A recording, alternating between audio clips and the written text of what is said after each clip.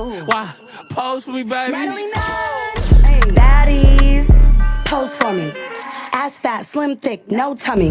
What's good, guys? It's Combat here at Infinite Rhythm Productions, and I'm really excited to show you guys a mixed breakdown for Pose For Me by John Mackk featuring Natalie Nun. Now, this song went super viral. It hit Billboard #3 for TikTok, and it also hit TikTok charts 1 or whatever. It was one of the most used songs. I'm going to show you guys the exclusive behind the scenes of how I got John Mackk and Natalie Nun's vocals to sound clear, yet stick with their style and their type of sound. Combat, this a banger, huh? All right, so we have our track over here. I'm gonna play you guys the dry vocals of John Mackk right here. This is the dry vocals. I just lead a conversation when they talking about the trigger. I be quiet, cause when I buy Louis V, mind your business. I just got a thing for bad hoes. I admit it, bad hoes. They look lit on IG for the image. For Instagram, he got more motion than you got. There's like some slight distortion on him. I do record him a little heavy. I like that heavy sound that I get from him. When I kind of have the gain a little high. So that is like one little recording thing I do. Now I'm just going to kind of go through each plugin and show you guys exactly what I do. So here. When they talking about the trigger. So we got the channel strip right here. This kind of just adds brightness and a slight compression to the vocal. When they talking you guys hear it? I be quiet, cause when I buy Louis. Then we go with some heavy compression. With this technique, I use a very heavy ratio with some light threshold. I just wanted to capture some of the transients up on his vocal. And I like his sound to be really heavy and slightly, not even slightly, like very processed. That was like the thing. I had a very fast attack. When they talking about the trigger. I be quiet, cause when I buy Louis V, mind your business. I just got a thing for bad. Now, I do have a virtual mix rack. I use the ML1 emulator mic. This is the mic that I use in the virtual mix rack, as well as some trimming just to kind of like lower it down a little bit. I use a little bit of high air and a lot of bit of revival. When they talking about the trigger. I be quiet, cause when I buy Louis V, mind your. Then we got a de-esser. When they talking about the trigger. I be quiet. Now, you guys can hear I raise up the highs a lot in the beginning. I do that on purpose. It's a little technique that I have with him. I like to just kind of go a little extreme with the highs and then later tame a little bit later. And it kind of allows it to have like an aggressive tone and crispness. But when you guys see what I do later, it kind of smooths everything out. So I like to kind of push, and then back up and smooth things later. Okay. When they talking about. Then we got some neutron EQ. I have a little bit of width right here and a little bit of EQ. When they talking about the trigger. I be quiet, cause when I buy Louis V. Then we got the micro shift right here for some slight delay. When they talking about the trigger. I be quiet, cause when I buy Louis V, mind your business. I just got a thing for bad hoes. I admit it, bad hoes. Now, the vocals are a little rough right now, right? So that's just what I have on the track. And then I have it routing to the Vox sub right here. And I'll show you guys what I added here. I have an SSL board to give it that nice warmth. And I believe some slight compression. When they talking about the trigger. I be quiet, cause when I buy Louis V, mind your business. And then I just be pushing vocals. Then I want to push the vocal even more. So I'm going to use the distressor right here.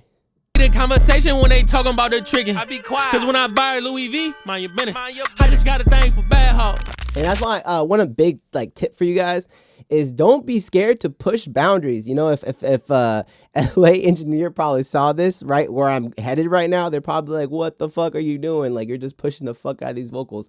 You feel me? I promise you I do this on purpose. Like, this is I like to push, then bring back. You feel me? It's just my technique. So we do some subtractive EQ right here. When they talking about the trigger. I be quiet, cause when I buy Louis V, mind your business. I just got a thing. You see how that EQ alone just cleared up hella shit? That's what I'm talking about. When they talking about the trigger. Then we have some multi-band compression.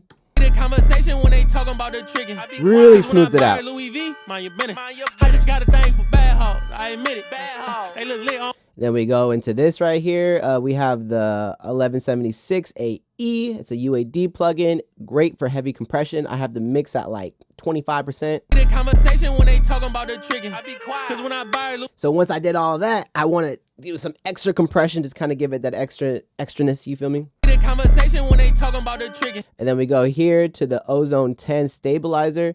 It's great for just capturing like certain transients and stuff, just kind of helping things like mellow out. When they talking about the trigger. As you guys can see, it's taking a lot of the highs, you know, kind of like smoothing it out a little bit. I only have that 23% really with the amount, and then I have it on cut. This is a mastering plugin. I love using it for vocals. When I first got it, I did kind of use it a little too much. I feel like I was like, oh, this is really fire. And then I kind of learned like, oh, like you just have to be careful with how how much you're pushing or how much you're using, because sometimes it can make your vocals a little bit duller. You know what I'm saying? Like it's taking too much out. So just watch for that. That's why I only have it at 23%. Conversation when they talking about the trigger. I be quiet. Cause when I buy Louis V, mind your business. And then we go to this other multi-band compressor. This is the MOTT. This is by Slate Digital. I don't use this on many people's vocals, but usually with Max, this is just like one of his signature things I like to use. I pretty much cut a little bit of the lows and I raise up the highs, and I only have like a 16% amount. Everything's a little, you know? Conversation when they talking about the trigger. I be quiet. Cause when I buy Louis V, mind your business. I just got a thing for back. It kind of just gives it an extra like covering over the vocal. You feel me? Like just make it a little smoother. Conversation when they talking about the trigger. Then after that, after everything I did right there, I'm like, okay, like now I just want to do some final EQing. So I did some EQing right here. Conversation when they talking about the trigger. I be quiet. Cause when I buy Louis V, mind your business. I just got a thing for bad hoes. You guys are gonna hate me, but then I had fresh air at the end after I just did all that subtractive EQing and smoothing out and everything. I'm like, let's raise the highs a little bit more. You feel me? Conversation when they talking about the trigger. I be quiet. Cause when I buy Louis V, mind your business. I just got a thing for. Then as far as the reverb, everything else that you guys see here on the sub channels, I just have some reverb, pro fab filter. I have some New York or parallel compression, an exciter, and then a little bit of an eighth delay. Conversation when they talking about the trigger. So I'll solo the vocals real fast. And I will, yep. The conversation when they talking about the trigger. Cause when I buy Louis V, mind your business. I just got a thing for bad hoes. I admit it. They look lit on IG for the image. So with that reverb, it just kind of creates a nice little space. Parallel compression kind of gives it just a little more oomph. Exciter gives a little bit more clarity up in there. And then we have this. The conversation when they talking about the trigger. I be quiet. Cause when I buy Louis V, mind your business. And then pretty much for the ad libs, it's pretty much the same thing. I just kind of want to show you guys this. Yeah, I would say same type thing. All I did was add a CLA effects right here. I have it on filter, hall, half, and tape phase. Conversation when they talking about the trigger. I be quiet. Cause when I buy. And then to give Mac that real signature sound, like that real aggressiveness, I like to add an isotope trash 2 right here. Conversation when they I use the smooth overdrive, drive at like 2, and then I have the dry or just the wet like at like, I don't even know what that is, like maybe like 5%, 2%, some shit like that. But I keep it super low. You feel me? Like I applied to taste, you know? Is that how you say it? Yeah, I think that's how you say it. Conversation when they talking about the trigger. I be quiet. Cause when I buy Louis V. That's how you get that effect. And then I add the PS22 split right here, kind of give it some more width with those ad libs to make room for the main vocal. And then I add the pan man. Conversation when they talking about the trigger. I be quiet. Cause when I buy Louis V, mind your business. I just got a thing for bad hoes. I admit it.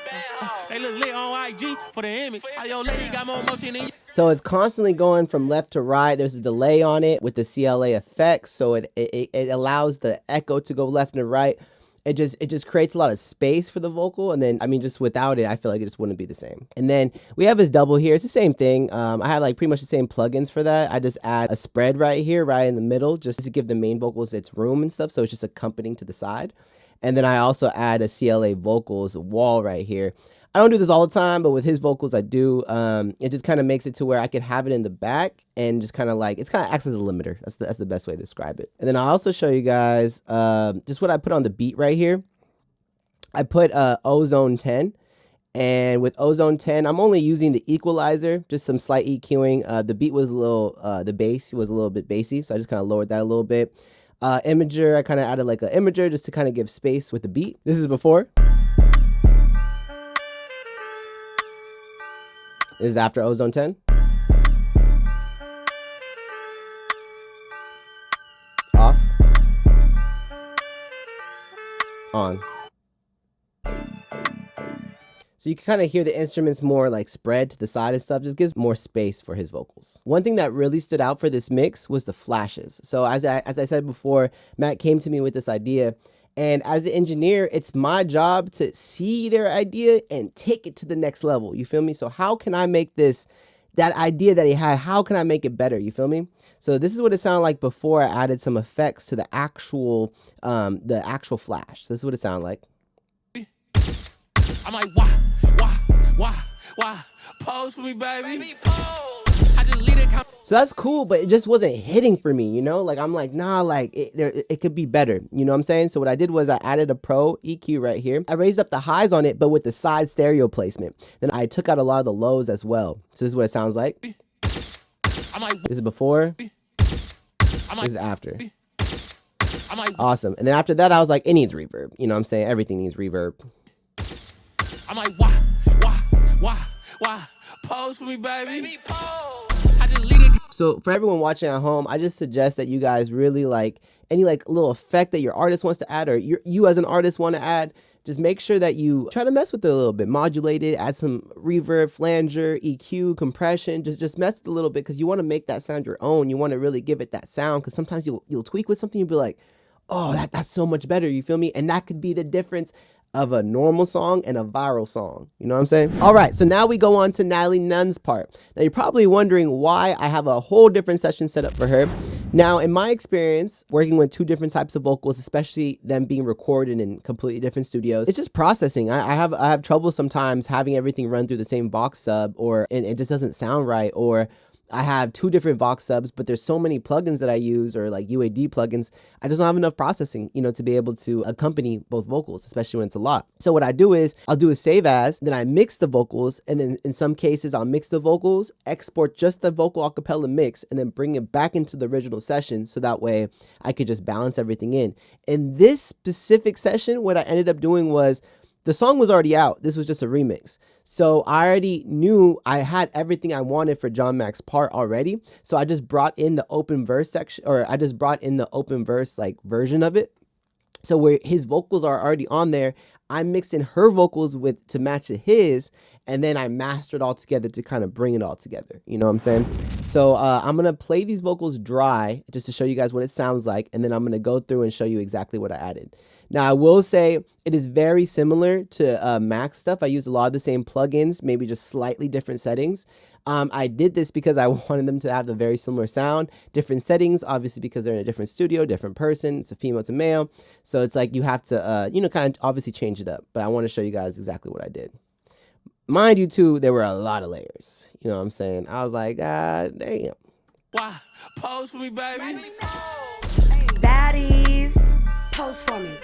Ass fat, slim, thick, no tummy. I'm too bad and I'm getting more money. Since my name in your mouth, I hope bitches choke from it. Period. It ain't smoke. Your baby daddy wanna fuck with two broke. A real baddie, bitch, I got my own shorty. How you know I'm really hurt? Cause I'm what that nigga want. Bitch, call me Big Mama. I would hate too, cause I'm big poppin'. Louis V says I got big options. We are not the same, I got rich.